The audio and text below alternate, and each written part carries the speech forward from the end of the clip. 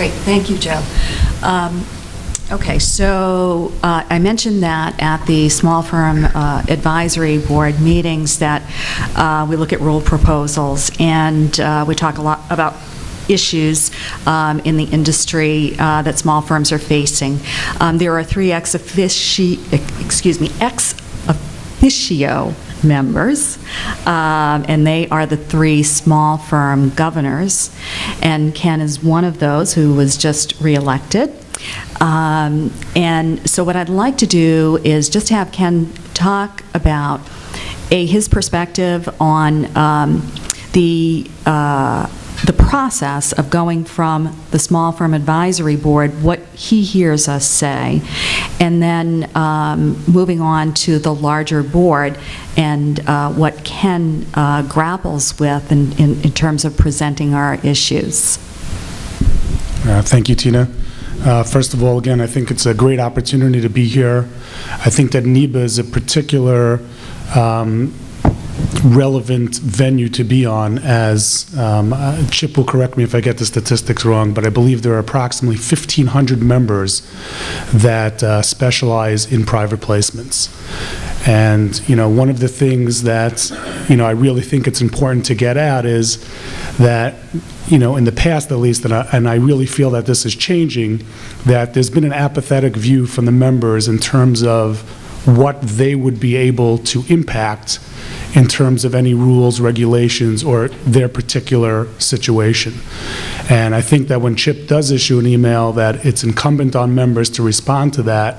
And I could tell you firsthand that not only are they looked at, they are debated, they are discussed at multiple levels. We can first start with the SFAB. When the rule comes up, it's discussed across the table by the entire board, and myself, Jed Bandies, and Joel Blumenschein, my 2 fellow small firm governors, are there. We listen to the concerns. We ourselves are all members. We've all been very active in the business for the past 15, 20 years. And I think that the board as a totality, the general board is made up of a large, diverse, very talented pool of people. And I think that the membership doesn't really fully appreciate that.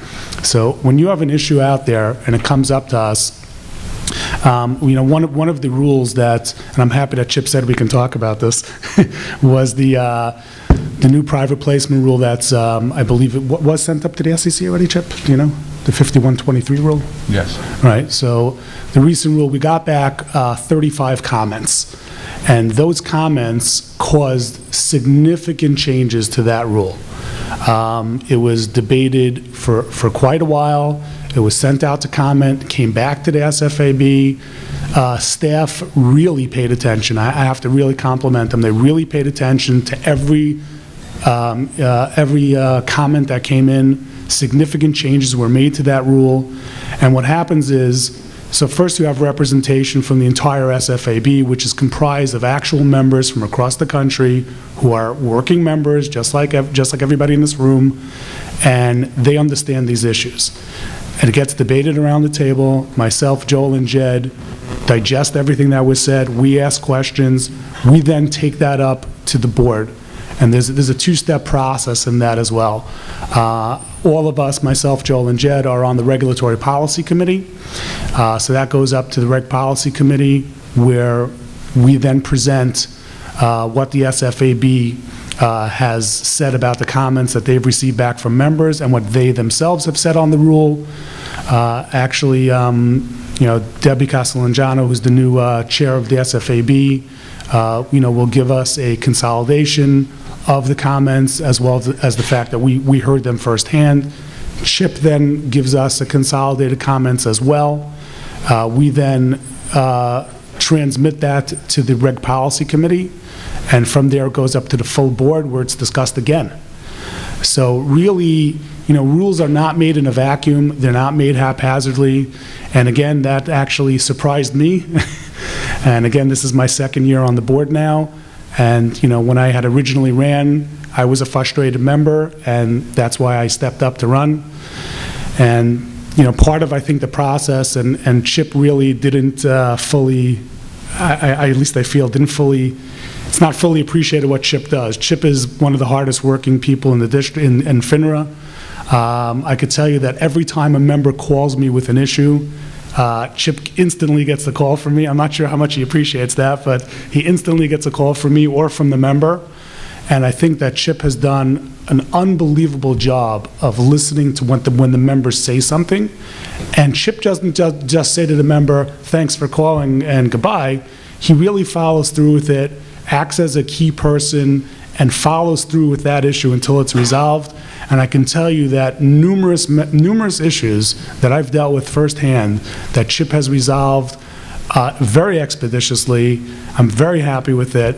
And I really believe that that Chip's group in particular is very attentive, and members should not be fearful or think that nothing's going to get accomplished if I make a call. I think that frustration should, really trying to get that message out. I'm open all the time, and you can call me 11 o'clock at night, and I will do my best to answer the phone if I'm not sleeping or in a meeting or with my kids. And I think that we're all open, myself, Joel, Jed, any member of any of the district committees. And again, when you start timesing them out, we have over 100 members that are on various committees and on the SFAB. The board, call us anytime. We're really happy to listen, and you do have an impact. Great. Thank you, Ken. Tied into the district committee work is another area that I think is very important, and that is there used to be something called the District Business Conduct Committee. I'm sure, John, you're familiar with that, and I believe you've served on it. In any case, the district committees do a lot of different things now. Primarily in the past, they were responsible for conduct of other members, so that members would come before them if there was an enforcement action. And that sort of system still exists. So if you have an exam, and the result of that exam is an enforcement action or, request for an AWC, and that's something that you feel that it is, it's not fair, that the findings of enforcement were incorrect. You don't have to accept their findings. You can actually appeal it, and I don't know that everybody is aware of that. And that appeal process is before a hearing panel, and that panel is made up of 3 individuals, 2 of which are from the district committees. So I have sat on panels.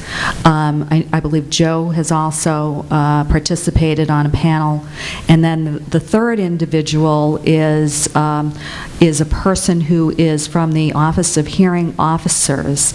And although they're paid, I believe, within the FINRA system, they are not part of FINRA on the regulatory side of things. They're a separate area, which maybe Chip can explain. There definitely is a distinction, and I can tell you from my experience serving on those panels that they definitely they sort of act as the judge in the hearing, and they kind of keep everything on track.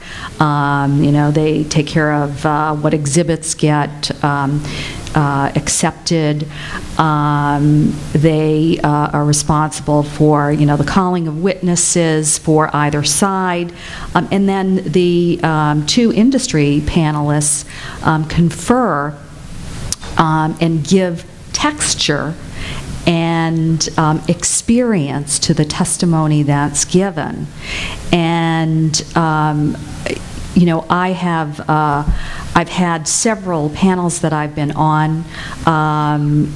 One was enforcement had charged a particular member with failure to supervise someone who that's what he said, quack, quack, quack, quack, you know. He couldn't believe it.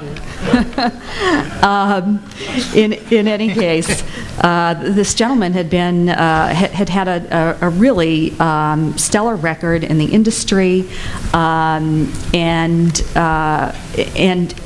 we, as a panel, found that enforcement had not made their case, and in fact, we thought that perhaps they should have been looking at someone else at the firm, but that's not that wasn't our place to direct that.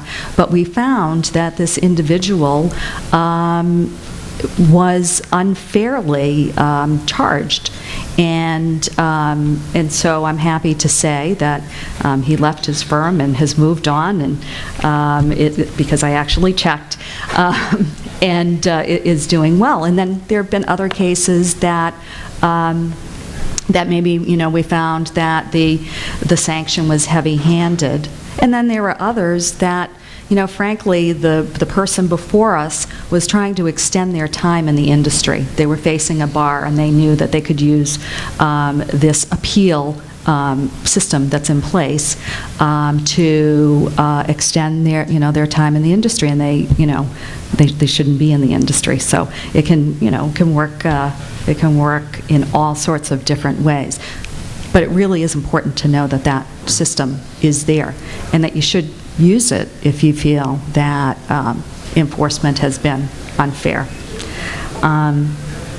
Is there anything that you want to say about that, Chuck? Just to add to that. So basically, what, you know, Joe talked a little bit about participation on the district committees and the fact that you review rules and so on and so forth before they come out. So you have an opportunity to interact in the rulemaking process.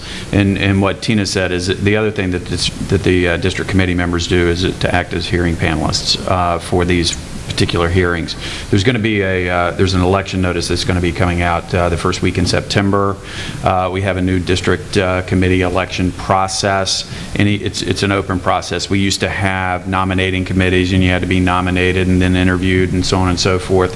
We just we got rid of that, and it's completely opened up now. So we have a small, medium, and large firm seat available in each district to be elected this time around, and so I would encourage you to take a look at that.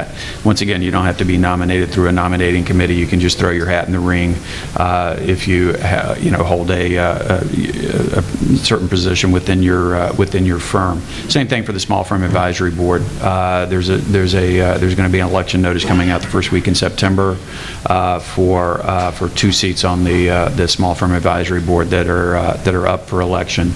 So. Sort of the general purpose of this panel is to talk about how to get involved in the process, how to get involved with FINRA, how to get involved with regulation and influencing regulation. And I would encourage you to take a look at both of those election notices and see if that's something that you would be willing to do.